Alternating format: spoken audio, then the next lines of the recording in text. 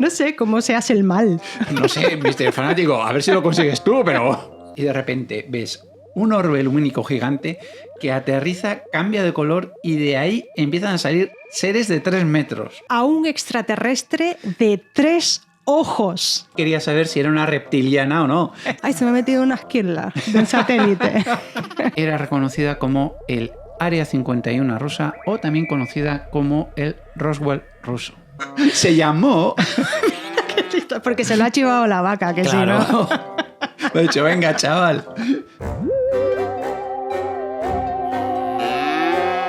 Hola, misterio fanáticos. Yo soy Bonnie. Y yo soy Capi. Y la vaca. Y hoy venimos a hablaros sobre...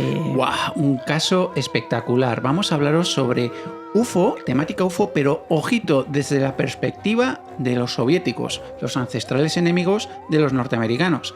Pero por si fuera poco, claro, para poder hablar del tema UFO, ¿qué es lo que tenemos que hablar? Pues de todos los secretitos soviéticos que poco a poco han ido trascendiendo. ¡Qué bien! Expedientes X abiertos. ¿Qué te parece, Bonnie? Me parece súper interesante. A ver, Barack Obama, que me ha costado ¿Quién? pronunciarlo, Barack Obama. Es como la vaca. Obama. Pues soltó una frase que se hizo viral y dijo, son reales. ¿Quiénes? Pues los alienígenas. Anda. Y ahí todos nos hicimos caquita. Wow. Y algunos dijimos, sí, por fin, lo han reconocido. Refiriéndose pues a todos esos fenómenos que hay en el cielo y que existen en grabaciones y registros, pero que no sabemos explicar. Y después tuvo que matizarlo. Pero estamos hablando de tiempo después, que a lo mejor se lo pensó. Ay, Dios. Pero pues, como a unas horas después, ¿no? No sé cuánto después, pero se lo pensó y dijo, bueno, a ver, yo no he visto nada de contactos extraterrestres cuando estaba en la Casa Blanca. Claro, claro. Aunque a lo mejor los tenía en la propia Casa Blanca. A lo mejor él era un extraterrestre y no lo sabe. A lo mejor. Yo creo que lo soy. ¿Tú lo eres? Yo creo que sí, ¿eh? Sí, lo eres. Por favor, miren, amplíen a ver al píxel, a ver si me hace el ojo de vez en cuando así. Y aunque el ojo se me va un poco al lado, pero eso no es de alienígena, ¿eh? Pues resulta que ahí entró Donald Trump diciendo que, oye, pues ¿sabes qué? Después de esta noticia, por el interés público, vamos a publicar esos archivos del gobierno sobre ovnis y fanis. Claro, hombre, interés público, no cortinas de humo, ¿eh? No. Por supuesto que no. Siempre abiertos. El ovni es objeto volante no identificado y los fanis, que hay mucha gente que le suena como nuevo, no es tu colega Fanny, que también, ni todas las fanis son alienígenas, se refiere o tal vez sí. O tal vez sí, ojalá. Son fenómenos aéreos no identificados. Y este hombre dice, bueno, voy a abrir todo esto y todo lo referente al alien life, a la vida alienígena. Qué bien hablas en inglés. Sí. ¡Wow!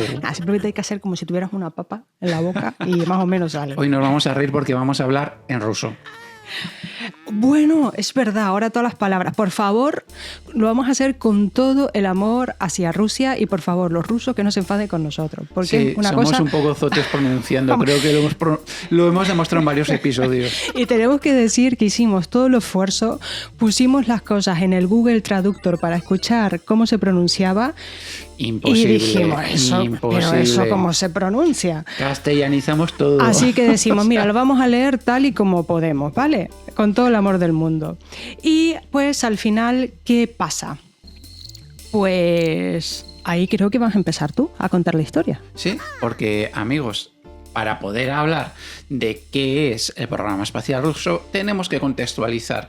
¿Y qué es lo que ocurrió? Pues después de la Segunda Guerra Mundial, pues no aprendimos mucho los humanos y el mundo volvió a quedar dividido en 2 bloques. El bloque comunista o encabezados por la Unión de Repúblicas Socialistas Soviéticas, la URSS, y el bloque capitalista que estaba comandado por los Estados Unidos.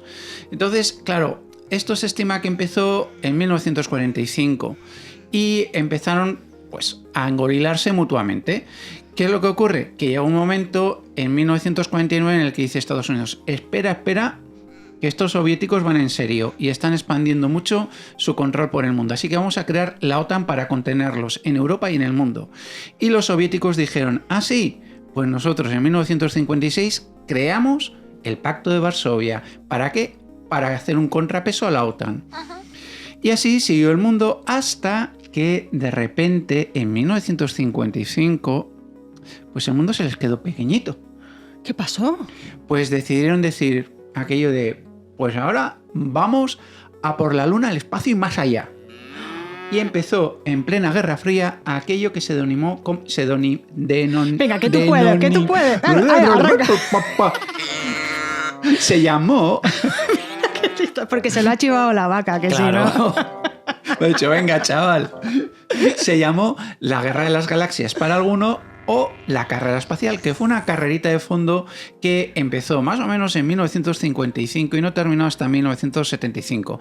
Bueno, el hecho es que esa carrerita por conquistar el espacio exterior, la Luna y todo lo que se les pusiera por el medio, pues nos generó una gran cantidad de basura, ¿verdad? Madre mía. Pero miran, es que lo vais a alucinar, es que hasta que no vimos los datos no nos lo creíamos. Y a ver, cuando hay datos, yo creo que a veces también ajustan y reducen las cosas para no contar las realidades. Sí.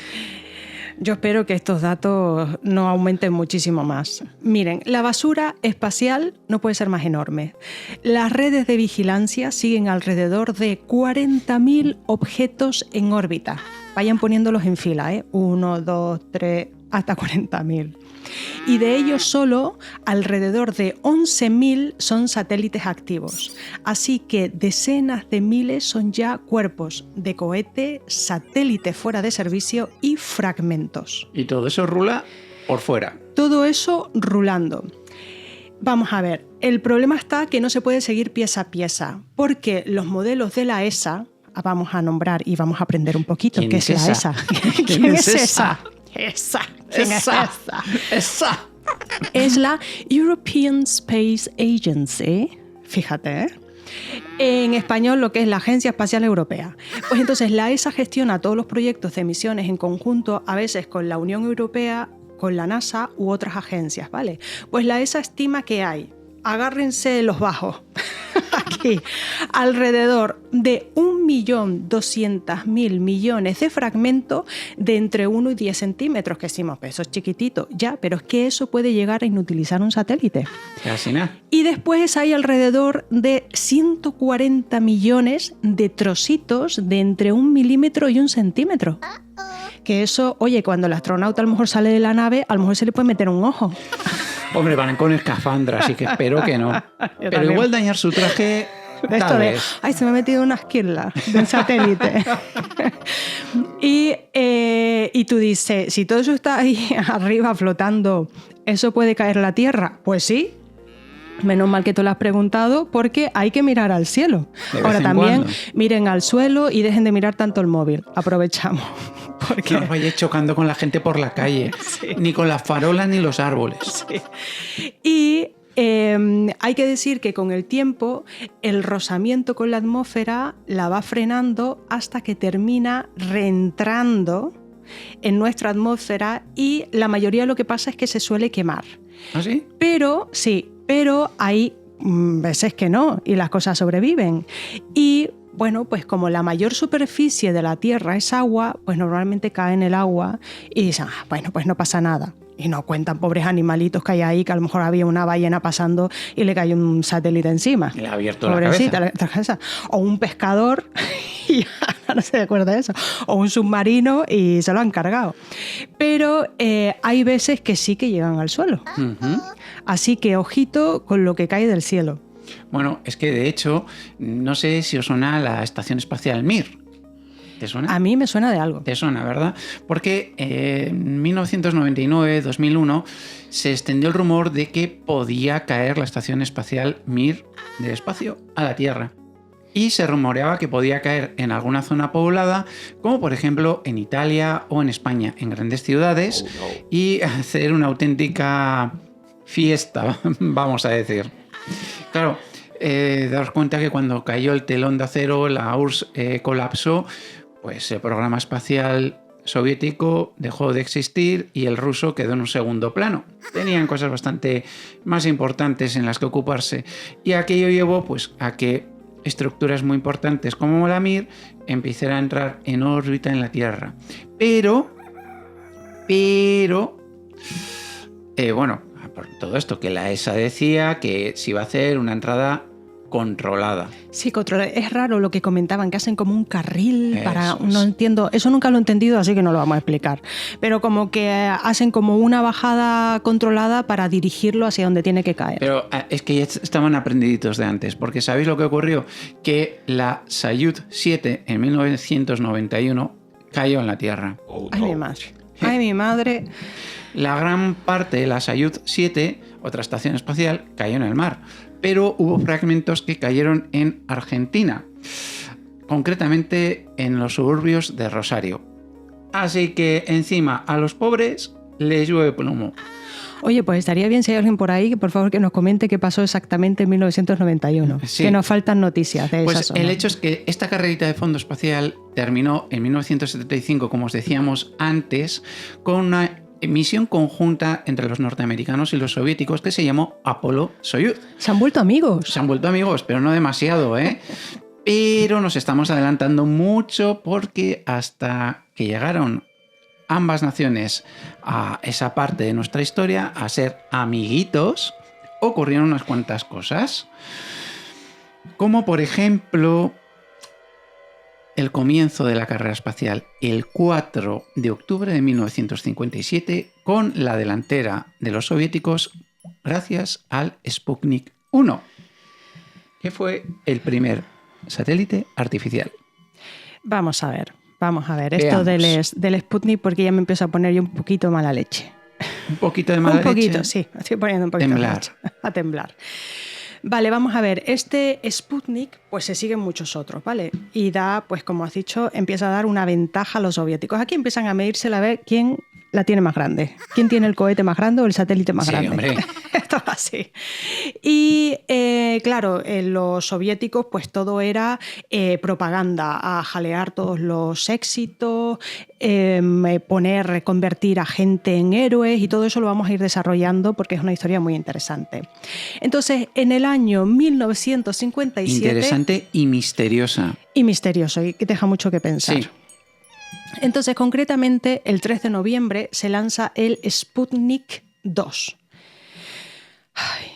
Y fue tripulado por Laika.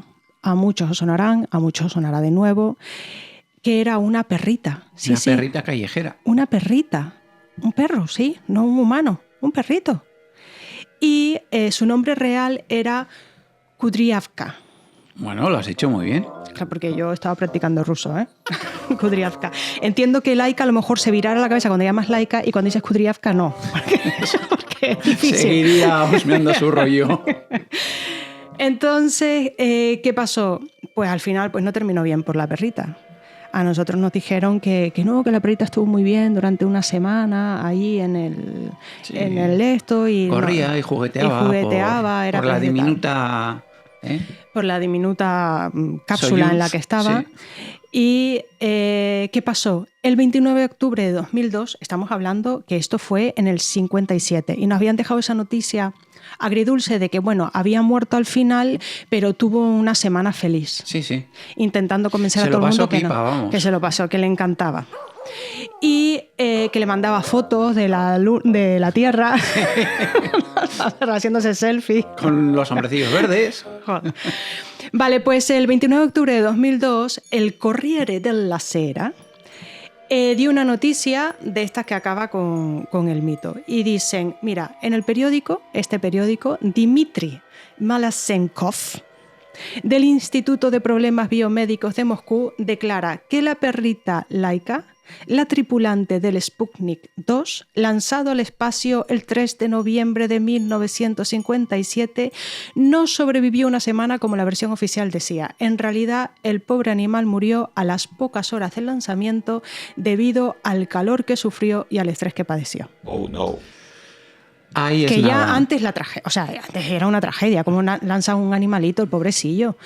Pero yo sinceramente pienso que ya que la iban a matar a la pobrecita, prefiero que haya muerto cuanto antes que no la pobrecilla estuviera sufriendo Bueno, durante de hecho, una semana. Mecano, el grupo musical, le creó una canción tributo bastante Es triste, verdad. sí, muy bonita, pero triste. Sí. El hecho es que pasaron los años y las indignidades por esos egos nacionales y nacionalistas, hasta que el 12 de abril de 1961 Yuri Gagarin hizo una auténtica gesta bestial. Pero no nos vamos a adelantar. No nos vamos a adelantar porque antes vamos a hablar de algo que se quedó oculto. Aquí no ha pasado nada, dijeron los soviéticos. Sí, dijeron, no sé de qué me hablas. No sé, no. Hasta 1989, en el que como se empezaron a abrir el mundo, pues pasó. ¿Y qué es lo que pasó? Pues algo que llamaron la catástrofe de Nedelin. Pues mira, ahí voy yo. Ahí vas Voy a tú. explicar esto porque hay que ver. Estamos Se las trae, ¿eh? en 1960, ¿vale? 24 de octubre de 1960. ¿Qué estabas haciendo? Mira a ver qué estabas haciendo. Si es que estabas. Yo no estaba. No estaba todavía. Quedaba bastante a que estuviera. Pues en el polígono de pruebas de Tyuratam, hoy conocido como el cosmódromo de Baikonur, Oye, en me estás- Kazajistán. Me estás dejando loco. Sí, la verdad también te digo, desde que me pongo las gafas para leer, algo veo más. Pues la Unión Soviética, ¿ves? Soviética. Basta que me alabes para que ya me pongo nerviosa y empiezo a cometer errores. Vale, pues la Unión Soviética sufrió uno de los peores accidentes tecnológicos en la Guerra Fría. Como decías tú antes, estamos hablando, esto se cubrió durante unos 30 años. Sí, sí. Y Dijeron decían- aquello de, aquí no pasó nada. Aquí no ha pasado nada. No. Ahora, con lo que pasó, no se hizo tampoco un duelo público, No. ni se hizo una investigación abierta, ni salieron nombres en los periódicos. Nadie dijo nada. Había auténtico silencio. Es que esto de ocultar cosas a los soviéticos se les daba muy bien. Y bueno, se les sigue dando ahora a los rusos. Pues... y Bueno, más países. a todos. A todos. Pues pasaría a la historia, y así lo podéis buscar, como la catástrofe de Nedelin. ¿Y por qué? Pues por la muerte del mariscal Mitrofan Nedelin. Y tengo que decirlo, soy fan de ese Mitrofan. Mi nombre Ay, mola mucho. No me quiero reír. No, pero no, yo pero- creo que algún Mitrofan me toma por la noche con dolor de cabeza, ¿eh? Perdón. A ver, era chiste fácil. Volvamos con Nedelin. Pues era comandante en jefe de las fuerzas de misiles estratégicos. Vale. O sea, alguien muy importante. Alguien muy, muy importante, que controlan ahí los misiles, vamos a ver. Vale, pues aquel otoño resulta que había una presión política era extrema. Y Nikita Khrushchev quería presentar al mundo el nuevo misil balístico intercontinental R-16 diseñado por Mikhail Yangel. Welcome to the jungle. Lo siento, pero... Es que es inevitable y ahora cada vez que lo repitamos nos viene esa musiquita. A ver, como respuesta al poder nuclear estadounidense. No, si es que ahora voy a empezar a trabarme todo el rato. Esto No pasa nada. Vale, Luego me trabo yo. esto es buenísimo. Está prometido. Porque aquí dice, la propaganda te dice, esto tiene que salir ya. Los ¿Sí de la propaganda. o sí? Sí o sí, esto tiene que salir ya. Es lo que dice. Esto es quizás un poco de los 80. Y como los imitarlos. soviéticos decían, vale, pero los ingenieros decían, nein, nein, nein, aunque eso es No, alemán. eso es alemán. ¿Cómo se dice ruso? En No, da era. sí. Da sí. Bueno, pues Dala. da igual. Da. Claro, le decían, tienes que sacar a los ingenieros. Vale, da. Pues sí, ¿qué le vamos a hacer si no nos cuelgan las cosas como son? Entonces, el calendario, pues no lo marcaron los ingenieros. No, Lo decidieron los de la propaganda. Y los ingenieros estaban ahí agobiados y... que Mitrofan está aquí con un palo. Como se dice en España, yo no se dice en otros lados, con los huevos de corbata de Más o toda la menos, vida. más o menos. No. Pues decían, hay que sacar sí o sí el lanzamiento de prueba antes del 7 de noviembre, porque tiene que coincidir con el aniversario de la Revolución de octubre. Así que sí o sí, y empezaron ahí los plazos, pues dijeron, bueno, pues teníamos antes un año, pues vamos a irlo comprimiendo, quizás os quedan unos meses, ahora una semana, ahora unos días. Relajamos un poquito eso de la seguridad. Y dice, bueno, vamos a relajar un poquito los protocolos. Bueno, en vez de 12 tornillos, ponme 6. Y dice, bueno, pues nada, al final... Ese quinto está defectuoso. Déjalo, da igual, no hombre. pasa, nadie lo vea. Le pone un poco de cinta adhesiva. El chicle. Hay otros el chicle. 5. Hay otros 5. ¿Cuántas cosas habrá arreglado un chicle? Pues no. Mira, eso tendremos que ¿Tú has visto investigar. MacGyver? MacGyver el mejor. MacGyver, El mejor. hombre. Oye, que el equipo A no se quedaba corto, ¿eh? También. No. También. Bueno, pues construyeron al final, era un artefacto de 2 etapas alimentado por combustibles hipergólicos altamente tóxicos, en concreto el UDMH y tetróxido de dinitrógeno, y se mantuvo cargado en la rampa durante horas mientras intentaba corregir fallos eléctricos. Es impresionante que hayas sido capaz de decir eso sin equivocarte. Pues, ¿sabes? Yo no lo he conseguido, ¿eh? Estabas hablando de una clase superior. Que no lo he conseguido. Estás hablando de mí. Vamos Está a ver. claro, porque Bueno, química se me daba bien, la verdad. Otra cosa... a mí se me da mal un montón de cosas, ¿eh? A mí también. Entonces, toda esta parrafada que acabo de soltar la voy a explicar. Vamos a ver. Vamos paso a paso para entender exactamente el peligro, porque esto se va a repetir un poquito más tarde otra vez. Vamos a ver. Cuando decimos misil de 2 etapas, es literalmente como si fueran 2 cohetes apilados. La primera parte... Acoplados. Bueno, apilados, claro. Voy poniendo uno encima del otro, como yo jugaba a los Lego de madera. Si era por tocarte Vete las apilando. narices. Pues lo has conseguido. Que no nos peleamos, que es tontería. Son coñas nuestras. Vale. Pues la primera parte impulsa el despegue y cuando se vacía, entonces se separa. Y entonces sigue la segunda parte empujando, pues, para ganar más altura y velocidad. ¿Vale? Eso es la construcción, los 2 elementos por los que está formado. Vale, ahora vamos a ver qué es eso de combustibles hipergólicos. No lo sé, pero suena. Que yo te suena tengo espacial, te tengo que confesar que lo tuve que leer varias veces porque yo entendía hipergóticos. Y yo decía, me encanta. Este combustible hipergótico, súper depresivo, negro. No, sabía, no todos los góticos son así. No todos. De hecho, me gusta mucho el estilo gótico. Sí. Pero daba esa. Y al final digo, ay, qué pena, que es gólico. Sufre una pequeña decepción. Estás a tope hoy, ¿eh? Estoy a tope.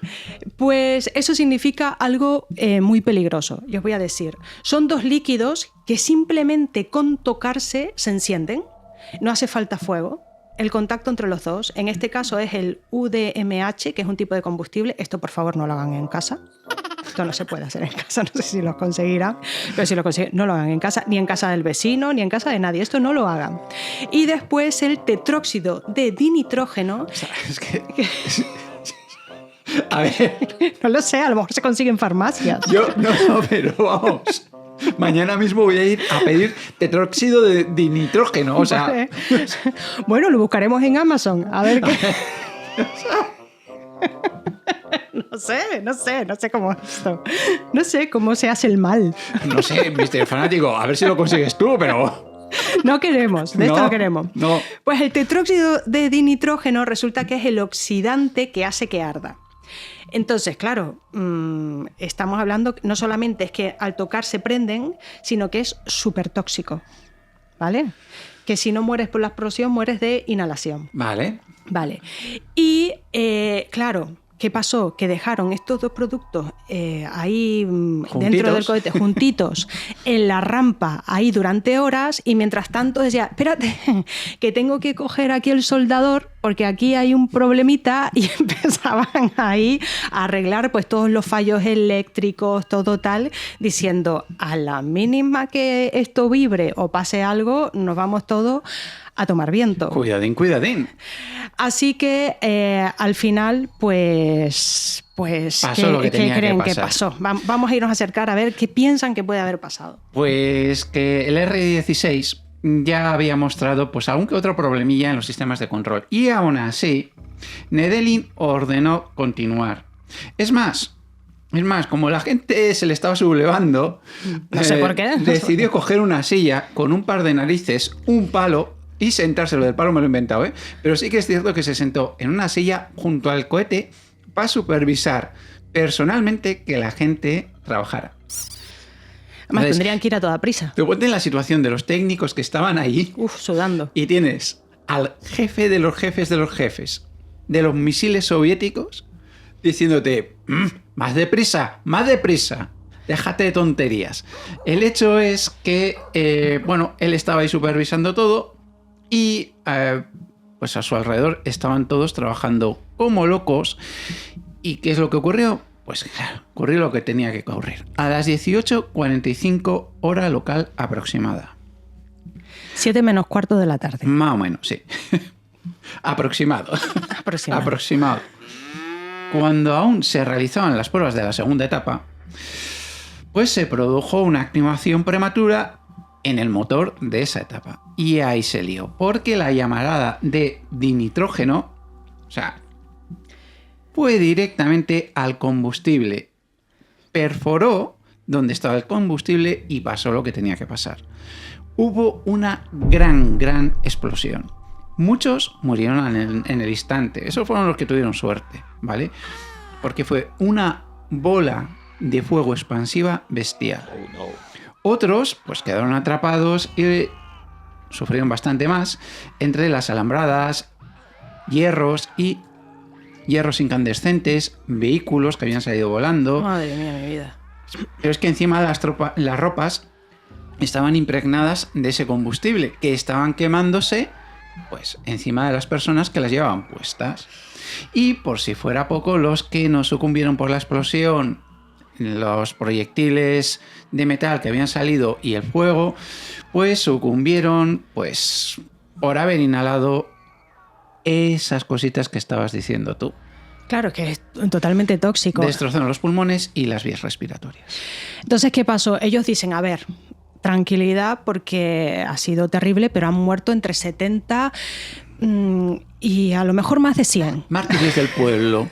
Mártires del pueblo. Aquí no ha pasado nada. Me hace gracia porque te dicen entre 70 y 100. No, entre 70 y bueno, más de 100. Oye, que más de 100 ya puede ser cualquier número. Y más de 100. Y pues al final, desgraciadamente, a ver, la noticia es terrible, las cosas como son.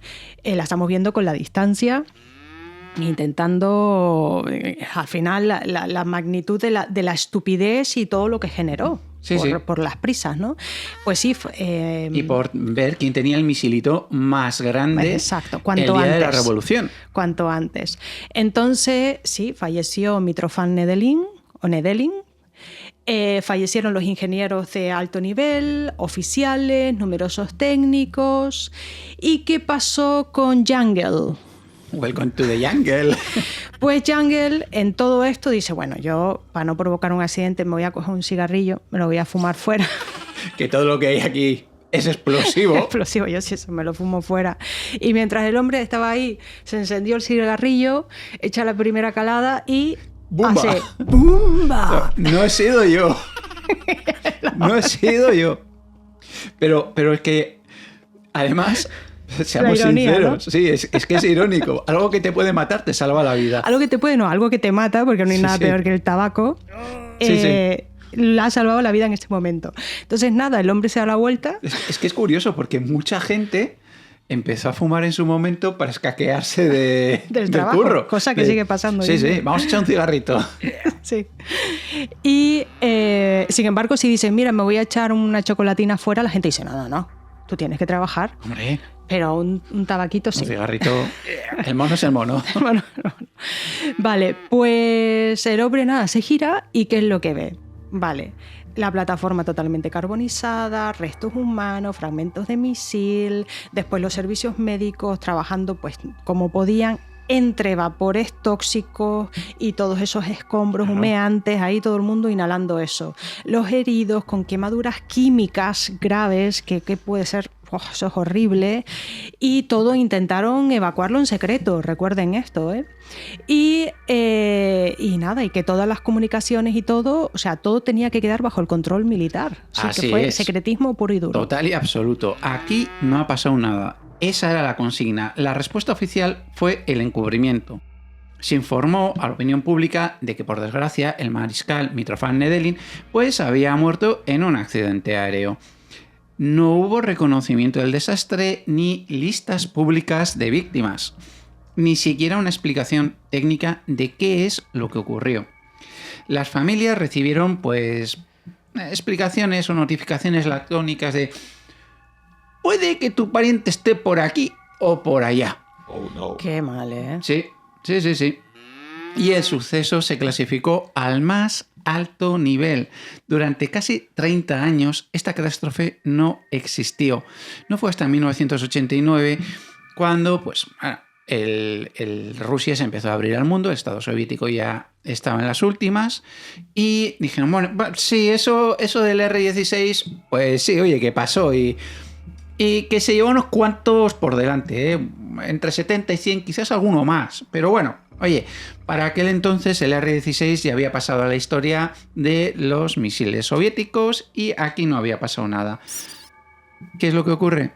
Que es que, claro, la presión política hizo sacrificar a la seguridad para el bien del pueblo ruso.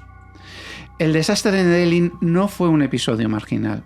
Que va, porque ocurrió 6 meses antes de la vuelta al mundo de Yuri Gagarin.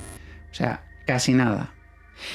A ver, efectivamente, al final todo este secretismo está ocultando unos errores garrafales, prisas, decisiones fatales, pero al mismo tiempo eso estaba oculto, pero se estaba celebrando la conquista del espacio a todo tren, porque aquí lo que valía era la propaganda. Exactamente. Ya hemos llevado a Laika, a una perrita. Oh, no. Ahora vamos a llevar a una persona. Exacto. Y entonces nosotros la información que nos llegaba era todo de puro éxito.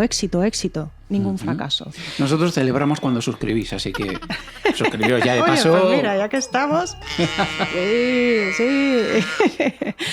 Vale, pues porfi, háblanos de Gagarin. Gagarin.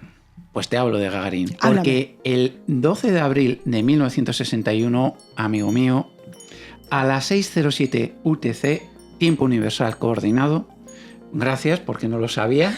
Hemos tenido que buscar, no teníamos ni idea lo que era. Eso de UTC. Pero eso, cuando buscas la hora, que hay una hora que te pone 00 y después en tu país es +1, +2 o -1, -2, pues es eso. Pues eso, que el 12 de abril a las 6:07 desde el cosmódromo ruso de Baikonur despegó la nave Vostok 1 y a los mandos, o más bien dentro de la nave, iba un joven soviético de 27 años, Yuri Gagarin, que dio la vuelta completa a la Tierra en 108 minutos y cambió la historia de la humanidad.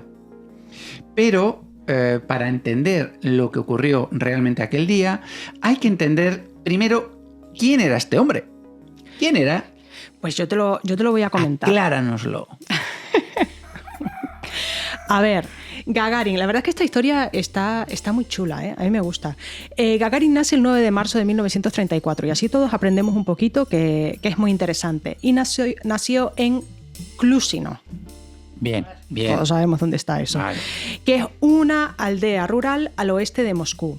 Este chico pues era hijo de campesinos que trabajaban en un kolhos. Uh-huh. Tú dices, claro, ¿qué es el eso? kolhos de toda la vida. Hay gente que sí lo sabe porque es muy culta, pero gente como yo, no. Yo tampoco. El kolhos viene a ser una granja colectiva en la Unión Soviética.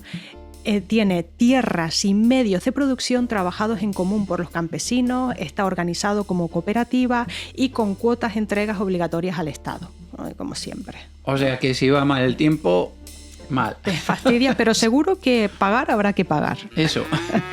Pues explicamos lo del kolhos porque vamos a seguir hablando. A ver, nosotros decimos kolhos. En ruso no tengo ni idea cómo se pronuncia esto, ¿eh? Y claro, él era hijo de campesino y vivió durante la ocupación nazi durante la Segunda Guerra Mundial. Entonces, a su familia la expulsaron de su casa, fue expulsada por un oficial alemán y se fueron a vivir a una chocita que se improvisaron de 9 metros cuadrados y vivieron allí durante casi 2 años. Sí. Que a lo tonto tú dices, bueno, pues a lo mejor ya se está preparando para vivir en sitios pequeños. Está un poco de mala leche. Un poquito. Pero bueno, ¿no? Al final 9 metros cuadrados, papá. 2 de sus hermanos mayores fueron deportados a trabajos forzados en Polonia. Uh-huh. Madre mía, toda esa gente, 9 metros cuadrados. ¡Wow! Pues al final, ¿qué pasa? el perfil de este chico era perfecto para los rusos, por la propaganda, porque dice, espérate, no vamos a coger al hijo de las élites, ni a un aristócrata, ni militares, sino vamos a coger el hijo del pueblo y así mostraremos el triunfo del socialismo. Claro, porque tenemos que decir que Yuri Gagarin desde muy pequeñito estaba ayudando en la granja de sus padres, pero con 16 años el tío ya estaba trabajando en una acería. O sea, estaba siempre... Vino de lo más bajo. Y de lo más bajo porque era bajito. O sea, era un hombre que medía 1,57, pero tenía una sonrisa muy amplia y además un carisma muy, muy importante. Ingresó en las Fuerzas Aéreas Soviéticas y se convirtió en piloto de MiG-15. ¿Y qué es lo que ocurrió? Que en 1960 pues, fue seleccionado para el programa de la Vostok. Y debido a su pequeño tamaño, pues dijeron, hombre, este hombre va bien para la cápsula, ¿eh? Claro, al final en esa situación, pues claro, es importante. Así que lo seleccionaron, pero no fue por una cuestión física, sino que es que el tío era un crack a nivel técnico, a nivel psicológico. Era un figura. Sus evaluaciones psicológicas lo describieron como, ojo al dato, equilibrado, disciplinado y extraordinariamente sereno bajo la presión. Entre los 20 candidatos preseleccionados destacaron él y otro joven brillante, Garman Titov, del que luego os vamos a hablar mucho porque sobre este también hay mucha tela que cortar. Y según las memorias posteriores del general Nikolai Kamanin fue el supervisor del programa, la decisión no solo fue técnica, porque Gagarin era un hombre que proyectaba humanidad y cercanía, y era una imagen perfecta, como bien has dicho, para mostrar al mundo. Así que con Yuri Gagarin, la URSS no solo enviaba un hombre al espacio, enviaba un mensaje al mundo. Claro, efectivamente. A ver, ¿qué es exactamente lo que pasa? ¿Qué es lo que pasa? Mira, lo que pasa exactamente. El vuelo, como toda la propaganda rusa, fue presentado como esto fue impecable. Sí. Esto, otro éxito. Vale, pero en los documentos desclasificados, tras la caída de la Unión Soviética, empezaron a revelar unos problemas bastante significativos y que a lo mejor se hubiese quedado por ahí. Básicamente, Gagarin era un tío muy metódico y es que, vamos, se le perdió hasta el lapicero. Entonces, la órbita alcanzada primero fue muchísimo más alta de lo previsto. Se alcanzaron cerca de 370 kilómetros en su punto máximo. Lo que dijeron públicamente es que fue mucho menor, para que dijeran, no, entraba dentro de los riesgos. Está todo perfectamente controlado. Pues, ¿qué pasa? Habían cosas que no estaban previstas. Por ejemplo, si el sistema de frenado hubiese fallado, ¿qué habría pasado? Pues tendría que haber estado en órbita durante semanas e incluso a lo mejor muchísimo más tiempo. Pero es que resulta que llevaba suministros solo para 10 días, como mucho. Que se habría marcado un Laika. Ostras, marcarse un Laika. Qué terrible suena. Un poco feo, sí. Qué terrible suena, pero sí, es verdad. Entonces, nada, que se podía haber quedado ahí. Entonces, ¿qué pasa? Cuando empieza a hacer la entrada hacia la Tierra, pues el módulo... A ver, vamos a ver lo que ha pasado aquí. Vamos a imaginar, como decíamos antes, la nave son dos piezas, ¿vale? La parte de trabajo, que es el módulo de servicio, que están todos los sistemas y equipos, y la cápsula redonda donde va el astronauta, que es la diseñada que tiene que aguantar todo el fuego de la reentrada, ¿vale? Pues en el momento de llegar a la Tierra, estas dos partes, o sea, que empiezan a entrar a la atmósfera de la Tierra, deberían separarse para que solo baje la cápsula del astronauta, ¿vale? Y la otra se queda por ahí flotando en esa basura espacial. Sí. Vale, pues en este caso, ¿qué pasa? Que no se sueltan bien porque resulta que hay unos cables que se han quedado en medio enganchados y entonces está bajando con las dos cápsulas juntas. ¿Qué pasó? Que al entrar así empezó a provocar un giro, como una peonza. Te estás imaginando a Gagarin en una lavadora, ¿no? ¿Qué me estoy imaginando? ¿Sabes? En las atracciones, esto que te sientan todos sentados alrededor y empiezas a girar y te quedas así pegado en un lado. Sí, pues más o menos. Gagarin así. Más o menos lo que le pasó al pobre de Yuri. Pobre hombre, pegado ahí sin poder hacer nada, girando como una peonza. Y lo bueno de esto fue que como tenía el cable, empezó a crearse un calor súper extremo en la reentrada, más el giro, ayudó a que esos cables al final se soltaran y al final pudo bajar la cápsula. Claro, y ahí los ingenieros diciendo, lo teníamos calculado, Sí, no pasa nada. No ha sido una cagada para nada. El centrifugado que sufrió ese hombre. Se le revolvería un poquillo el estómago, digo yo. Yo creo que... Pobre hombre. Bueno, el hecho es que el aterrizaje tampoco fue exactamente como se contó oficialmente. Pues bueno, Yuri Gagarin descendió en la Vostok 1 y salió de ahí sin ningún problema y había gente alrededor aplaudiéndole. Bueno, pues no. Yo le habría aplaudido, yo le aplaudo desde ya. No salió de la cápsula así. En realidad fue eyectado a 7.000 metros de altura y cayó pues en un paracaídas totalmente independiente de donde cayó la cápsula. Y esto se ocultó. ¿Por qué? Bueno, pues porque la Federación Aeronáutica Internacional exigía que el piloto aterrizara dentro de la cápsula para validar el récord. Pero a ver, esa normativa en el momento y luego se modificó, ¿vale? Porque al fin y al cabo fue una gesta bestial la que hizo. El hecho es que ahora viene una cosita curiosa. Sí, a ver, ¿qué pasó? Porque imagínate, tú estás en tu colgós, eres una señora que estás con tu nieta arando la tierra y de repente te aterriza en mitad del campo, de la nada, un tío con un traje naranja, una escafandra y un paracaídas que no hace más que tirarle para atrás para el suelo. ¿Vale? Pues bueno, aquella mujer se quedó impactada, empezaron ella y la nieta a gritar y Gagarin dijo, tranquila. Dijo algo así como, soy un ciudadano soviético como vosotros. He bajado del espacio y necesito un teléfono para llamar a Moscú. Vamos. Básicamente, los soviéticos no sabían dónde estaba Gagarin. Y Gagarin, pues tampoco sabía dónde estaba. Así que él había aterrizado en Engels, en la región de Saratov, y desde ahí, pues, llamó por teléfono para que le fueran a buscar. Menos mal que no le pegaron un tiro o algo ahí, porque... Bueno, no sé yo. Vete tú a saber. Pero más de gracia, ¿no? Tanta tecnología y, a ver, necesito un teléfono para llamar.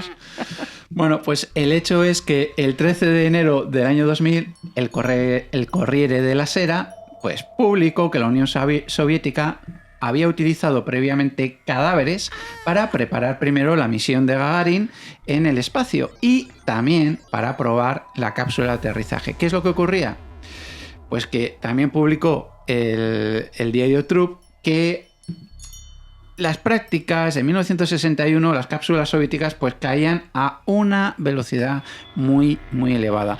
¿Qué es eso de los cadáveres? Es que esto se supo en el año 2000, como decimos. Ajá. Había un secretismo total. Entonces, el Corriere della Sera dijo que los soviéticos lo que hicieron fue básicamente coger cadáveres de personas que estaban por allí, lanzarlas al espacio y ver cómo caían. Oh, no. Pero realmente luego los rusos dijeron que eso no fue así. Decían que no, para nada. Dijeron, antes de que Gagarin fuera al espacio, el programa Vostok lo que hizo fue, pues, coger un maniquí, ¿vale? Que lo hicieron muy bien. Y dentro de la escafandra le pusieron la palabra market, que era, o maquet, perdón, que era como maniquí o maqueta, para que si alguien lo viera por ahí no pensara que era un cadáver y no se asustara. Porque lo hicieron muy bien, ¿eh? Vale, o sea, ellos dicen que no eran cadáveres, sino que como estaban tan bien perfeccionados, hechos, tenían que llegarle a poner la pegatina para que cuando una persona se acercara no se asustara pensando que era un cadáver. Eso es. Eso dijo Physics Today. Y bueno, pues... No sé qué pensar. Yo tampoco. Yo me quedo más con lo que decía el Corriere della Sera. Y la explicación luego de Trupp diciendo no, que esto lo hicieron porque caían demasiado fuerte.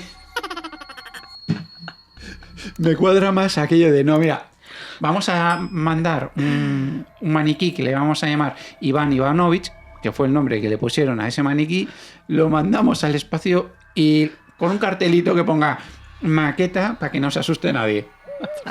Yo no sé qué piensas, pero yo no pienso. No pienso, pero existo. A ver, pues ¿qué pasa? Vamos a ver toda esta vida después del espacio. Estamos hablando de aquí de superhéroes, ¿vale?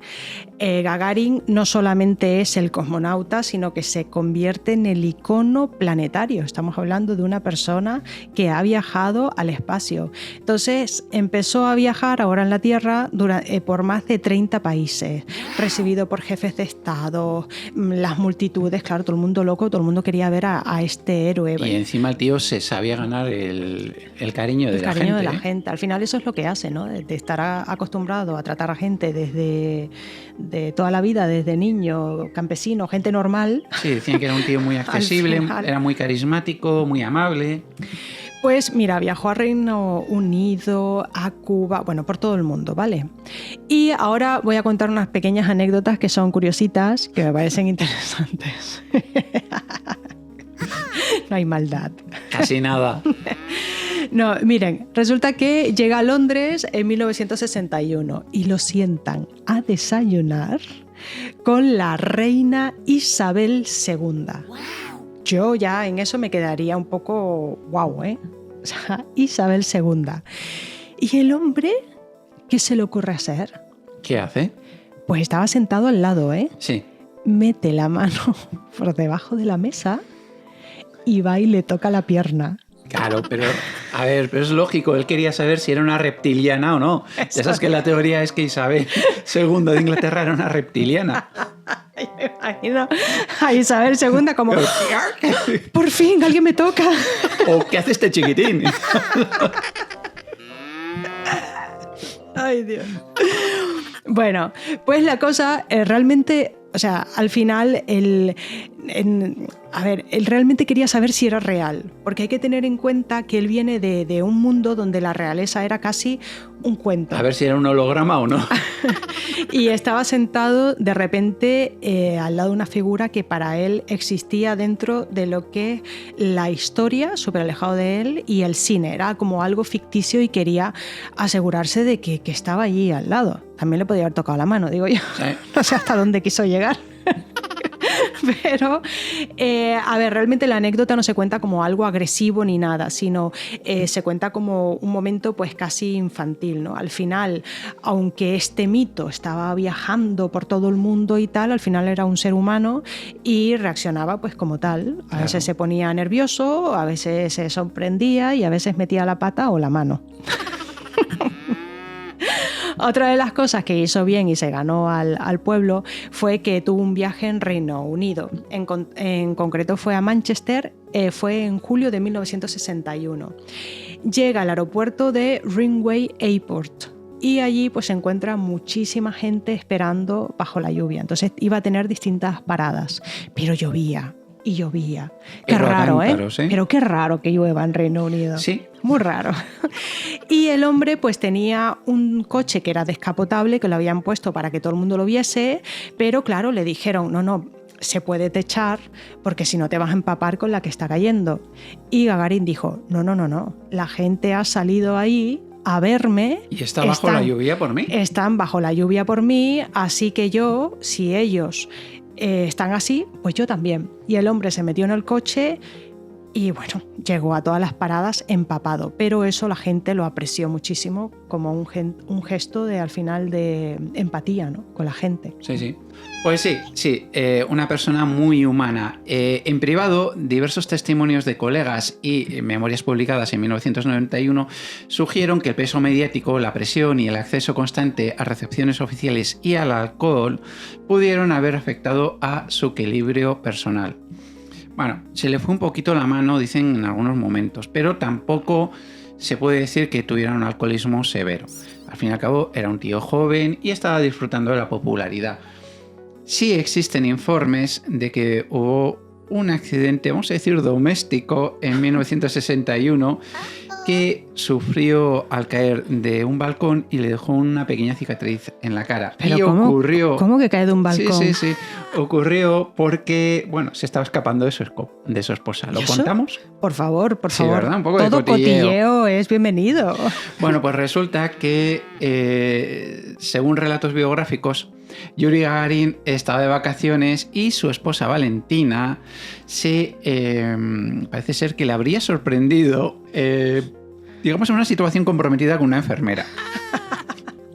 Entonces, Yuri Gagarin, para evitar el escándalo y que no pasara nada, dijo: voy a salir por la ventana balcón de un segundo piso. Bueno, como él dice, yo he volado más alto. He volado más alto y me iré bajando por un rodete hasta la calle. ¿Qué es lo que ocurrió? Por un rodete, por una cañería. ¿Qué es lo que ocurrió? Pues que se enganchó con la ropa y se precipitó a la calle. Y se dio un golpe interesante que le dejó una cicatriz, pero la propaganda minimizó. Dijo: aquí no ha pasado nada. A ver, somos soviéticos. Esto no ha pasado. ¿Y qué es lo que ocurre? Pues como con muchas figuras, vamos a decir, convertidas en símbolos estatales, el hombre empezó a ser sepultado por su mito. Claro. Es lo que... Bueno, pues ahora vamos a una parte muy triste, que es la muerte de Gagarin. Pero hay que tocarlo también. A ver, el 27 de marzo de 1968... Gagarin está realizando un vuelo de entrenamiento en un MiG-15 UTI junto al instructor Vladimir Seriogin. Es que los estás diciendo todos los nombres bien. Sí, los rusos están súper contentos conmigo. Sí. Y el avión se estrelló cerca de Novosiolovo. Es que, no sé, es que me tienen que dar la nacionalidad rusa. Pero a ver, porque es que al final ambos mueren. Nos estamos riendo mucho, pero al final los pobrecillos se estrellaron. Picharon. Oh, no. Entonces, esta investigación fue clasificada, ¿vale? Durante años, pues, circulan rumores de un choque contra un globo meteorológico. Oye, lo de los globos meteorológicos, mira que lo hemos oído en noticias, ¿eh? Es un buen recurso, ¿eh? Globo meteorológico, fallo mecánico, error humano, incluso habían teorías de sabotaje público. Pero existe una teoría... que son rumores. Ojo al dato, porque son rumores. Sí, pero es un rumor de los fuertes. Pero podría ser perfectamente cierto. Que dice que en realidad el cosmonauta falleció en 1989 en un hospital psiquiátrico. Dices, ¿y por qué? ¿Qué le pasó? ¿El alcohol le afectó o qué ha pasado aquí? No. Aquí dicen que fue internado tras tirarle una copa de champán a la cara a Leonid Brezhnev. ¿Y quién era este señor? El jefazo. El secretario general del Comité Central del Partido Comunista de la Unión Soviética, que presidió el país desde 1964 hasta su muerte en 1982, todo esto pasó durante una ceremonia oficial en el Kremlin. Vamos, cambiando de idioma sería il capo di tutti los capos. Efectivamente. Pero ¿qué dominio de idiomas tenemos? Pues no, pero bueno, seguramente algún italiano, como me vea por la calle, me tiene un zapato. Yo te digo que si para nombrar tu cargo ya tiene más de 2 palabras, con esa persona ten cuidado. Ten cuidado con ella, ¿no? Cuidado. Yo conozco a una persona que es jefa de plataforma de diagnóstico molecular de enfermedades raras. Esa persona es muy importante. Sí, es una crack. Pues también hay otra versión que dice que el accidente de vuelo que costó la vida a Gagarin fue un sabotaje. En esta versión, Gagarin no falleció en 1989 y sí falleció en aquel trágico accidente. Gagarin tenía que desaparecer porque había manifestado con dureza estar en contra del régimen de corrupción y de vil nepotismo de Brezhnev. Vamos, básicamente lo que tú dices, salvo que en una dijeron lo quitamos ya y en otra dijeron lo metes en un psiquiátrico. Oh, no. El hecho es que en el año 2013 el cosmonauta Alexei Leonov, quien participó en la comisión investigadora sobre la muerte de Yuri Gagarin, declaró que él iba en un caza Su-15 y que volaba a baja altitud y que podría haber generado una onda de choque que desestabilizó al MiG-15 de Gagarin, que provocó su muerte. Esto sería algo así como una negligencia operacional. No existen pruebas documentales sobre el asesinato de Yuri Gagarin o sabotaje deliberado o internamiento en ningún psiquiátrico. Esas versiones pertenecen más al ámbito de la especulación. Así que lo que sí sabemos hoy es que su tumba se encuentra en la muralla de Kremlin junto a otros héroes del Estado soviético. Vamos a ver, vamos a nombrar una serie de secretos y más secretos que van a ir saliendo. Son rumores, son rumores. Lo decimos así de forma más o menos ligerita, ¿vale? Al final, las naciones operaban a la sombra sin rendir cuentas, tanto la Unión Soviética como los Estados Unidos. Aquí nadie se salva, ¿eh?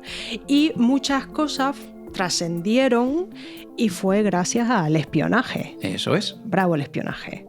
No siempre. No sé yo, ¿eh? Siempre. No sé yo, no sé si bravo. En este caso. Entonces, en junio de 1963, la NASA divulgó un documento basado en observaciones del mando del North American Aerospace Defense Command, que se llama NORAD. ¿Qué es esto? Es el Comando de Defensa Aeroespacial de América del Norte, que es el mando conjunto de Estados Unidos y Canadá encargado de vigilar y defender el espacio aéreo y, en parte, el entorno aeroespacial. Estamos hablando de poca cosa, ¿no? Casi nada. Entonces, en este documento se mencionaban algunos fracasos espaciales de los soviéticos que nunca fueron admitidos.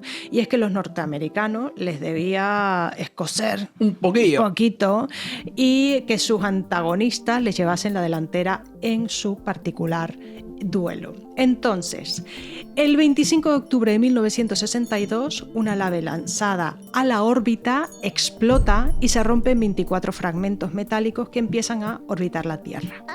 El primer fragmento se desintegró por fricción con la atmósfera el 29 de octubre de aquel año y después los últimos fragmentos estuvieron orbitando hasta el 26 de febrero de 1963. Pues hubo más, porque el 12 de septiembre de 1962, según los norteamericanos, los rusos lanzaron un satélite PHI-17 que no cayó en tierra hasta 5 días más tarde. Una nave espacial BXL-15 fue lanzada el 4 de noviembre de 1962 y se desintegró entre el 5 de noviembre y 19 de enero de 1963. A ver, hay que tener en cuenta que todos estos episodios nunca han formado parte de la historia oficial, estoy abriendo y cerrando comillas, porque, abro y cierro comillas de nuevo, jamás existieron. Exacto. Tan solo lo hicieron en la historia secreta que tampoco conocemos. Tampoco conocemos. ¿Y os acordáis de un tal Titov del cual hemos hablado antes? Pues bueno, este hombre es muy importante y también hay un poquito de conspiranoia en torno a su figura. Porque este hombre fue la segunda persona en dar la vuelta al mundo y ser la primera en un par de cositas más que luego nos vas a comentar tú, Oni. Sí, sí. Bueno, Titov nació en la aldea de Verneye Zilino, en la región de Altai, y estudió en la Escuela de Aviación Militar de Stalingrado y se graduó como piloto en Novosibirsk en 1957. Te salió ruso total. Es impresionante porque esto he sido incapaz de decirlo durante, todas las veces que lo he leído. El hecho es que se integró en la Fuerza Aérea Soviética y se casó con una mujer llamada Tamara y tuvo dos hijas. No, Tamara no. Pronúnciame todo lo que hay después de Tamara. Vale. Tamara Vasilievna Cherkas. Te fastidias, lo he dicho bien. Bastante bien, la verdad. Y tuvo dos hijas, como decíamos, Tatiana y Galina. El hecho es que en 1960 también ingresó para ser piloto de la Vostok 1 y empató absolutamente en todo con Yuri Gagarin. Absolutamente en todo, aunque al final eligieron a Gagarin. A ver, el 8 de abril se eligió a Gagarin, como ya habíamos nombrado, como piloto de la Vostok 1, que voló el 12 de abril, ¿vale? Todo esto ya lo habíamos comentado. Mientras que Titov pues quedó como un tripulante de reserva en ese momento.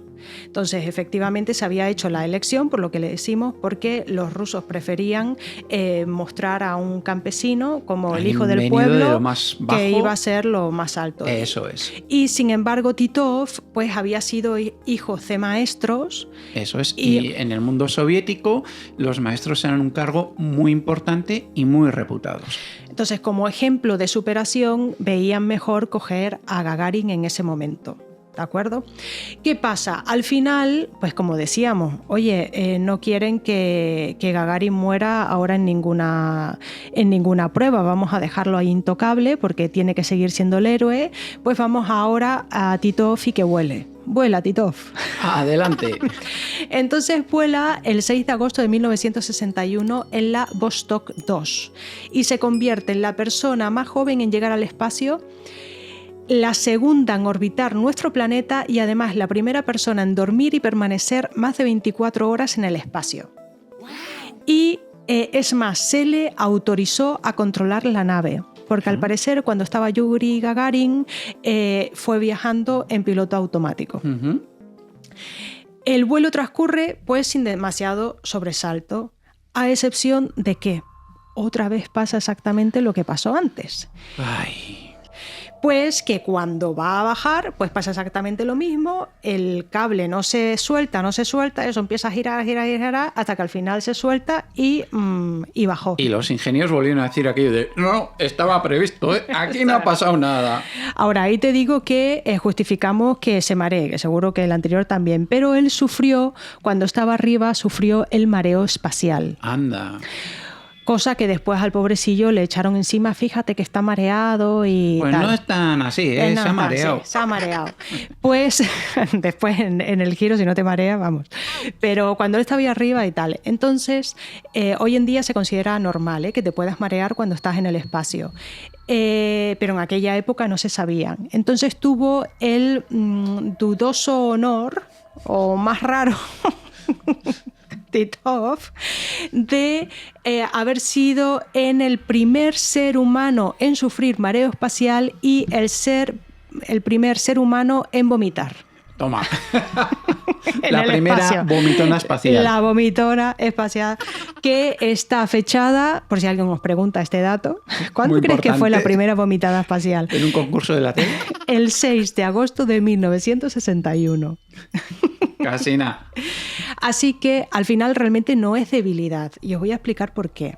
Porque aquí me voy a volver yo científica, que no lo soy. Cuando hay microgravedad, el cerebro recibe señales contradictorias, cosa que a mí me pasa con la gravedad normal. Y el cuerpo reacciona como si tuvieses un mareo súper fuerte. No sé si os ha pasado el mareo súper fuerte. Yo mareo muchísimo en barco, eso es horrible. Y al final eso le pasó a Titov. Pero el hombre cogió una bolsa que tenía por ahí y guardó el vómito, que no está rulando por ahí por el espacio. Y siguió con su misión. Toma, pues vamos a decir una cosa clara. Titov no era Yuri Gagarin. Su apariencia bien parecida y su personalidad extravagante lo convirtieron en una personalidad pública, lo que vino acrecentado en una biografía suya que él mismo escribió, que le hizo bastante más accesible a la gente corriente que Yuri Gagarin. Todo eso le causó muchos problemas con sus superiores, descontentos con sus frecuentes incidentes con mujeres, sus juergas y sus accidentes por conducir rápido y un poquito entonado con el alcohol. Al final son chicos muy jóvenes a los que les ha venido mucha fama, mucho dinero de golpe. Yo no sé cómo reaccionaría, la verdad. Bueno, hay un punto muy interesante porque decíamos que Yuri Gagarin aterrizó él solo en mitad, ¿no? Bueno, pues según varias reconstrucciones biográficas, ocurrió una cosita cuando Titov aterrizó en la Tierra, un poquito para ver cómo era él. Era un tío que hacía lo que le daba la gana. Ajá. Bien, y resulta que en el vuelo de regreso hacia Kuibysev, para hacer un reconocimiento médico y un interrogatorio técnico, pues tenía sed. ¿Y qué crees que bebió? ¿Agua? No, cogió una lata de cerveza y se la bebió de un trago. Claro, esto suponía pues saltarse todas las normas y todos los protocolos. Y dejó al personal médico diciendo aquello de, ¿pero qué está haciendo este tío? Claro, pues imagino que nada más bajar tendrán que hacerle pruebas médicas. Claro. Y eso ya puede cambiarlo todo. Efectivamente. Madre mía, Y él dijo aquello de, déjate de leche, dame una birra que tengo sed. Bueno, pero en ruso. Más o menos, sí. Pero no lo voy a decir en ruso porque no se habla ruso. Entonces, más cosas curiosas sobre Titov. Pues bueno, Titov, en un viaje que hizo a Estados Unidos, a Seattle, un año después de aquello, en la Feria Mundial de Seattle, pues le hice una pregunta. ¿Ir al espacio le ha cambiado la filosofía de vida? A lo que Titov respondió algo así como que, mira, he estado mirando muy detenidamente al planeta desde el exterior. Y he de decir que ahí arriba no he visto a nadie, ni ángeles ni a Dios. Claro, aquello en el contexto de la Guerra Fría, claro, fue echar gasolina. Claro. Porque tenemos que tener en cuenta que Estados Unidos en aquel momento era muy, muy religioso, muy creyente, y sin embargo el Estado soviético era ateo, así que lo utilizaron como propaganda soviética del ateísmo. El hecho es que este hombre era conocido por sus fiestas, sus farras, sus líos de falda, algo así como el bad boys de los cosmonautas, el chico malo, el traviesillo. Malote. Y de hecho, pues muchas cositas se supieron luego por los escritos de sus superiores que en privado le daban toquecitos y le decían aquello de ya vale, tío, déjate de tanta farra, de tanta persecución en coche y de liar la parda, que ahora mismo representas al pueblo soviético. Pero bueno, el hecho es que le pasó un poquito como a Gagarin, que progresivamente le fueron apartando del servicio activo y lo pasaron a un segundo plano más administrativo. Así que él se dedicó, tuvo la suerte de no fallecer en un accidente temprano y se dedicó pues a progresar. Y llegó nada más y nada menos a ser director de el GECOS, que eran las Fuerzas Aeroespaciales. Y en 1979 se retiró del GECOS en 1991 se retiró del GECOS para ser miembro de la Duma por un partido político. Falleció, por desgracia, en una sauna de un ataque al corazón. Sí, el fallecimiento fue el 21 de septiembre de 2002 y dicen que habría fallecido por asfixia por una fuga de monóxido de carbono a los 65 años. No sé. Y su sepultura se encuentra en el cementerio de Novodevichy. Algunos dicen que tiene que ver también como la muerte de Gagarin, que haya... son unas muertes pequeño un poco, sabotaje. Sí, son muy sospechosas posiblemente porque sabían demasiado y querían taparle de alguna forma la boca. Sí. El hecho es que si la muerte de Germán Titov y de Yuri Gagarin fueron accidentes o fue algo más, pues es algo que nunca lo sabremos. Pero lo que sí sabemos es cómo enfocó, sí, lo he dicho bien. Sí, enfocó. El Estado soviético. Si lo acabas en V, suena. Todo el tema OVNI. Si lo acabas en V, suena ruso. Enfocó. Pues mira, está bien. Porque durante los años 60, la prensa soviética apenas trataba este tema. Así como en el mundo occidental se empezó a abrir y se empezó a conocer más, allí no. No porque no existieran, porque existían reportes, sino porque el control informativo era absoluto. Sin embargo, en archivos militares posteriores se ha confirmado que el Ministerio de Defensa soviético sí que registraba informes sobre avistamientos aéreos no identificados y no se hizo desde un punto más sensacionalista, sino desde un punto de vista más militar. Desde un punto de vista total y absolutamente pragmático, porque en plena Guerra Fría cualquier objeto no identificado podría ser tecnología estadounidense. Y también podrían ser pruebas secretas propias de ellos, o fenómenos atmosféricos, o algo que simplemente no encajaba ahí. Así que todo el enfoque, como os decimos, no era desde un punto de vista alienígena, sino militar, de vigilar qué están haciendo sus ancestrales enemigos, los norteamericanos capitalistas. Y en 1967 la Academia de Ciencias de la URSS permitió brevemente la creación de un grupo oficial de estudio de fenómenos anómalos liderado por el astrónomo Felix Siegel, pero fue una apertura mínima, prácticamente experimental. ¿Por qué? Porque se cerró el programa y los estudios se llevaron al ámbito militar. A los militares les gustó. Sí. Y al final, ¿qué pasaba? El mensaje era claro. Decían, si algo vuela en el cielo soviético y no está identificado, es asunto del Estado. Hasta que hubo algo que desbordó al propio Estado, que fue el famoso caso de Petrozavodsk. Y vais a alucinar con este caso, porque resultó que esto ocurrió el 20 de septiembre de 1977 en el noroeste de la Unión Soviética y fue algo total y absolutamente inexplicable. Veréis, este fenómeno... Inexplicable, pero ¿qué vas a explicar? Lo voy a explicar. Aunque sea Hay inexplicable. una teoría, además, científica que rebate un poquito esto, pero hay que cogerla un poco también en entredicho. Como vamos a ver, porque el fenómeno de Petrozavodsk fue una serie de sucesos celestiales de naturaleza totalmente extraña que se produjeron aquel 20 de septiembre de 1977. Ya estabas tú por aquí, ¿no? Yo ya estaba por aquí, me acuerdo perfectamente de ese caso. Sí. Creo que lo reportaste tú misma. Yo misma. Bueno, se informó del avistamiento en un territorio bastante amplio, fijaros, desde Copenhague y Helsinki en el oeste hasta Vladivostok en el este. Estamos hablando que era casi medio planeta. O sea, era de un extremo de la URSS hasta el otro extremo de la URSS. Básicamente, desde Dinamarca hasta casi Japón. Para que nos entendamos, a lo bruto. Y se puso el nombre de la ciudad de Petrozavodsk, en Rusia. Antigua Unión Soviética. ¿Y por qué? Pues porque se informó precisamente desde esta ciudad, hubo gran cantidad de reportes de que hubo un objeto brillante anómalo que estaba bañando el cielo.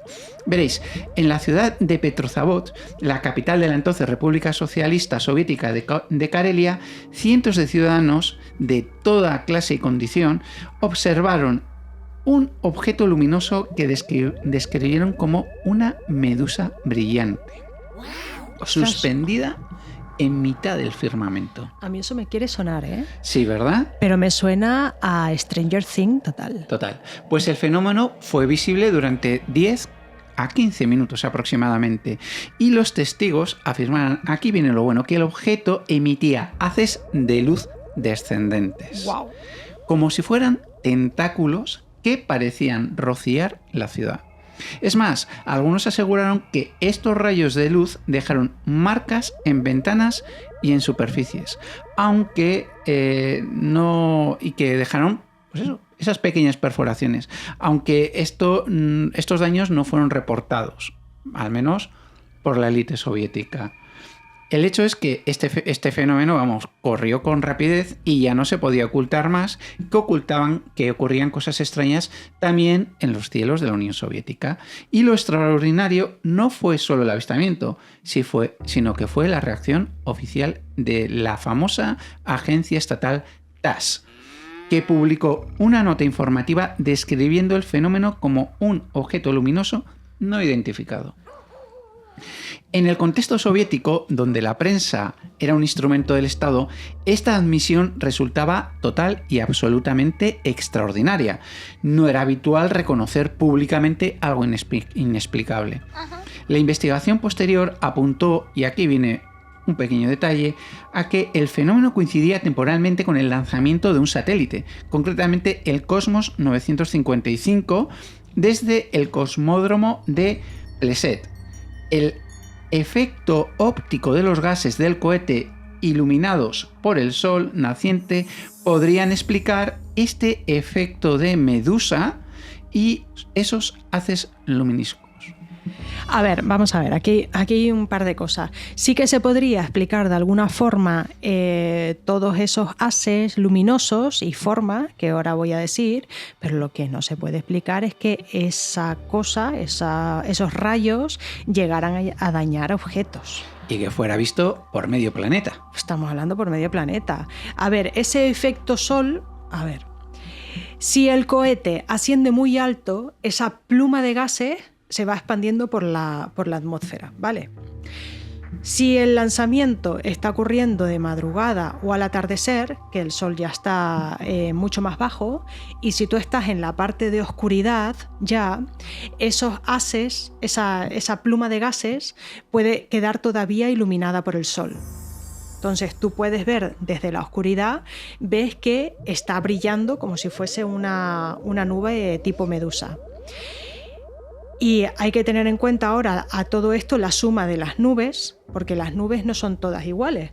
Las nubes tienen zonas más densas, zonas más transparentes, después hay que sumarle los chorros y las estructuras creadas por el motor, de esas también separaciones por etapas.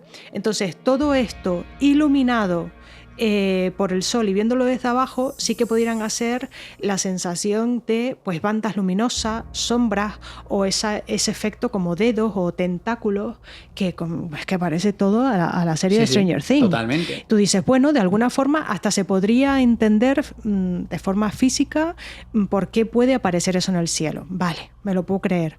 Pero de ahí que llegue un rayo y que me esté dañando los cristales de mi casa. A mí lo que me llama la atención es que hay varias franjas horarias en las cuales se ha estado viendo al mismo tiempo. Eso es lo raro. No lo sé, ¿tú qué piensas? Pero bueno, yo no tengo conocimientos. Tú, Misterio Fanático, si nos puedes ayudar y echar un cable, te lo agradeceríamos. El hecho y lo importante es que el Ministerio de Defensa abrió un expediente formal. Y esto es clave, porque no fue tratado como una superstición popular, sino como un incidente que debía ser tratado a nivel técnico-militar. Y este caso es muy importante porque abrió a la opinión pública soviética y del mundo que sí, en la antigua Unión Soviética también existía el tema OVNI. Y a partir de entonces, el estudio sistemático de los ovnis y del mundo UFO dejó de ser un tabú y se creó el proyecto SECTA. A ver, este caso... SECTA, no SECTA. SETCA. Exacto. Como salga. Al final pondremos estas cositas en la cajita de información para que la gente pueda leer realmente lo que es y que vea la diferencia de lo que es a lo que pronunciamos. He dicho secta y quería decir SECTA. Bueno. Sí, la verdad es que se juega, se parece mucho. Se parece mucho. Y no sé yo. No sé yo, ¿no? A ver, el proyecto SETCA, esta investigación militar de lo inexplicable, como tú bien has dicho. Vale, pues como has comentado, ¿no? Tras el caso de Petrozavodsk. Casi nada. Cuando hay tantas consonantes juntas hay que pronunciarlas, al parecer. Vale. Que no es un mosquito lo que ha pasado. Vale. Pues y otros incidentes militares, el gobierno soviético establece pues este programa de estudio formal bajo supervisión militar y científica. Vale, tenemos estos programas que es SETCA-AN, que es dependiente de la Academia de las Ciencias, y SETCA-MO, que es dependiente del Ministerio de Defensa. Uh-huh. Entonces, supuestamente, no son creados para búsqueda extraterrestre. Supuestamente. No, supuestamente, sino para buscar fenómenos anómalos, aéreos, con implicación siempre estratégica. Sí. Yo imagino que si se cuela un extraterrestre, pues también lo tendrán en cuenta. ¿No? Claro. En plena Guerra Fría, cualquier objeto no identificado podría representar tecnología estadounidense experimental, plataformas de espionaje, fallos de radares propios, armas de nueva generación. O sea, todo este estudio era lo más pragmático posible. Uh-huh. Entonces se recopilaron cientos de informes de pilotos militares, controladores de radar y personal técnico. Algunos documentos desclasificados tras 1991, y menos mal que están estos documentos, muestran que muchos casos se resolvieron como fenómenos atmosféricos, reentradas de satélite o errores de percepción. Uh-huh. Pero no todos. Efectivamente. Esos son los que nos gustan a nosotros. Sí. Algunos quedaron clasificados como sin explicación suficiente. A ver, no han dicho que sean extraterrestres, simplemente como no identificados. No saben lo que ha pasado.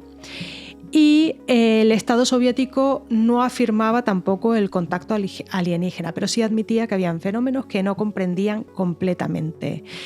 Y en un sistema que raramente admitía incertidumbre, eso era significativo. Así es. Y así es como llegamos a Kasputin Yar. Y nos diréis, ¿qué es eso de Kasputin Yar?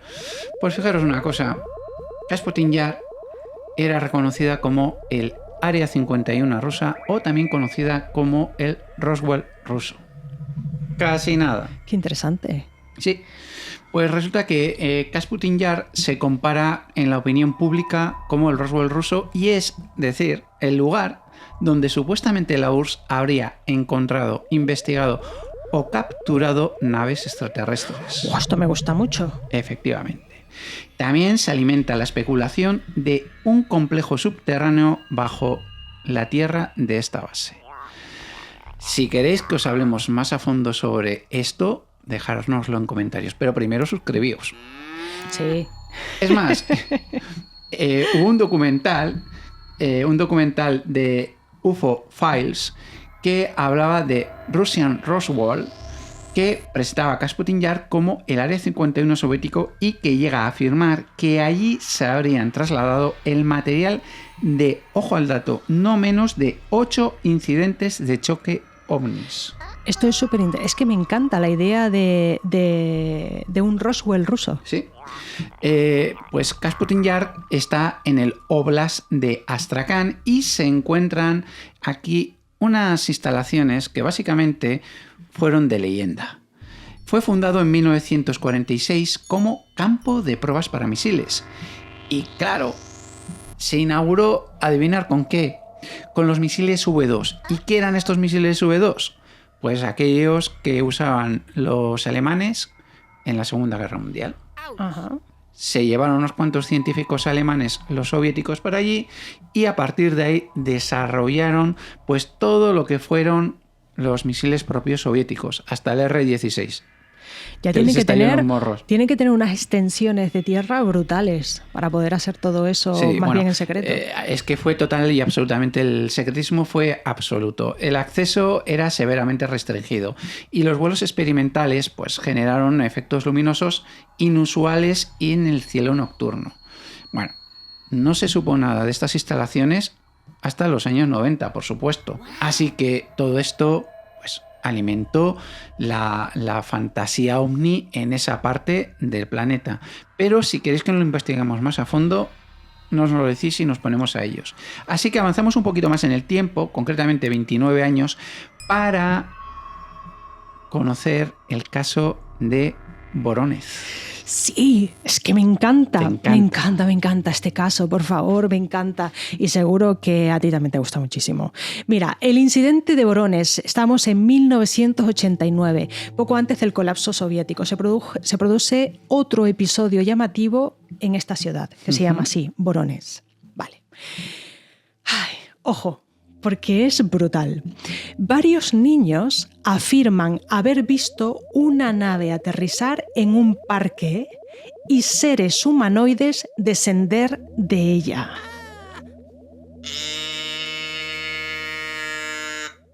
¿Sabe lo que es eso? Sí, perfectamente. Tú ya lo has vivido. El suceso fue recogido por la prensa soviética y posteriormente por agencias internacionales. Investigadores locales examinaron supuestas marcas en el suelo y no se encontró evidencia física concluyente. Y por cierto, Misterio Fanáticos, perdona que te interrumpa. No, para nada. Si conoces el caso Humo, del cual tenéis un episodio en nuestro canal, es que uno de los, vamos a decir, robots alienígenas tenía símbolos humitas.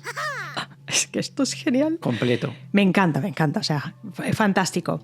Vale, miren, los detalles oficiales del caso fueron aportados por Henrik Silanov, que era el jefe del laboratorio geofísico de Vorónezh, y brindó información a la agencia de noticias TASS. que vamos a ver. El jefe de laboratorio geofísico de Voronezh habla en una entrevista con la agencia de noticias TASS, pero es que no es una agencia cualquiera. Para TASS nada. es la gran agencia de noticias del Estado soviético. Es decir, todo lo que decía TASS era oficial, estaba reconocido por el gobierno soviético. Pero, ¿qué pasó? Que un tiempo después de ahora todo lo que voy a contar, Silanov dice, no, a ver, los medios de comunicación se tomaron una enorme libertad creativa con su informe, por eso no crean todo en lo que oyen de TASS. Aquello de, yo no he dicho nada. A alguien se le escapó algo. Vale, pues vamos a la cuestión. La agencia TASS había informado al mundo que unos científicos rusos habían confirmado que una nave espacial extraterrestre que transportaba gigantes con cabezas diminutas, ¡Toma! que no es mi caso, no son familia mía, Tal vez mía sí, porque mi cabeza es pequeñita. habían aterrizado en Voronezh, que es una ciudad de más de 800.000 habitantes situada a unos 480 kilómetros al sureste de Moscú. La agencia afirma que 3 de estas criaturas gigantes habían salido del OVNI, que fue descrita como una gran bola gigante, y se dijo que estas extrañas criaturas se paseaban por un parque cercano acompañadas de un amenazante robot. Vamos, que iban a dar una vueltita para respirar aire fresco. A lo mejor pararon para sacar al perro. Para sacar al robot. Al robot, a sacar al robot, que tiene que dar un poco el aire y ahora entramos. TASS fue el único medio de comunicación que publicó la historia en la ex Unión Soviética. El periódico oficial Pravda no quiso publicar ni comentar la extraña historia. En defensa del relato de TASS, una reportera soviética del medio Skaya Kultura dijo que la agencia soviética seguía la regla de oro del periodismo y el lector debe saberlo todo. A mí me parece esto fundamental, que no corten, ya nosotros sacamos nuestras opiniones, Claro. pero a veces no quieren que opinemos. No queremos. Entonces, el relato de TASS afirmaba que el OVNI aterrizó en Voronezh el 27 de septiembre de 1989 a las 18:30. 6:30 de la tarde. A esa hora, unos niños que jugaban al fútbol fueron testigos del suceso y declararon que un resplandor rosado precedió al descenso de la inusual nave voladora. Es que, vamos a ver, tú estás ahí con tus amigos jugando al fútbol o con tu pareja dando una vuelta y de repente ves un orbe lumínico gigante que aterriza, cambia de color y de ahí empiezan a salir seres de 3 metros. O sea, yo no me quedo a mirar, yo salgo por patas. Y un robot. Y un robot amenazante Me encanta. Que le tenían las cejas así, hacia abajo. y con símbolos raros que parecen los de los sumitas. Sí. A ver, el resplandor rosado se convirtió en un rojo intenso cuando toca la Tierra y la mayoría de los testigos describen el objeto como un disco aplanado. Una multitud se reúne y vieron que de repente abre la escotilla. Vale. Según TASS, vieron a un extraterrestre de 3 ojos. De 3 ojos, y no como nosotros, que tengo 2 delante y 1 detrás. No, No. 3 en la cara. 3 ojos de unos 3 metros de altura, vestido con un mono plateado, botas de color bronce y un disco en el pecho. O sea, divino. Yo te digo, para el próximo carnaval me disfrazo de esto. Y el No relato... puedes, no. ¿Por qué? Tienes la cabeza demasiado grande. Ah, Él la ostras, tenía ¿verdad? chiquitita. Me puedo disfrutar yo que tengo cabeza pequeñita. Vale, pues haré de robot. Vale. Un poco robot ya eres, ¿eh? Sí, a lo mejor. Vale, el relato de TASS también afirmaba que un niño gritó de miedo, yo me hubiese cagado, ya te digo yo, un niño gritó de miedo, pero cuando la alienígena lo miró, con los ojos brillantes, se quedó callado sin poderse mover.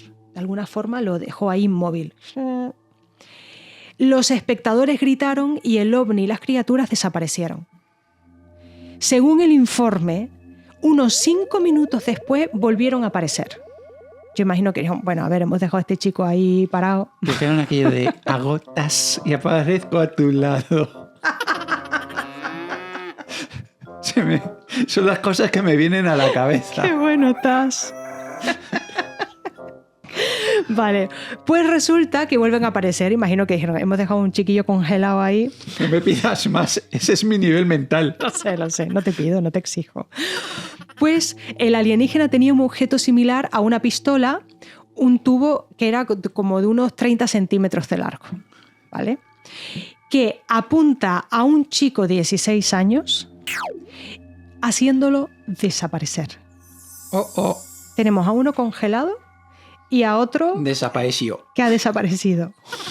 El desapareció. Entonces el extraterrestre entra de nuevo en esa esfera que tenía el ovni y despega. En ese momento se elimina todo. Aquel se vuelve a mover y el chico reaparece. Toma. ¿Tú imagínate ver eso? Sí. Madre mía. Los niños y los testigos presenciales del fenómeno anormal han sido interrogados por los trabajadores de la policía y los periodistas, escribió E. Efremov, que es corresponsal en Voronezh del diario soviético Skaya Kultura. Efremov agregó que no hay discrepancias en la descripción de la propia esfera ni en las acciones de los extraterrestres. Además, todos los niños que fueron testigos de este suceso siguen teniendo miedo incluso ahora. Pero lo que es más, algunos de los niños que supuestamente fueron testigos de los sucesos de Voronezh realizaron varios dibujos.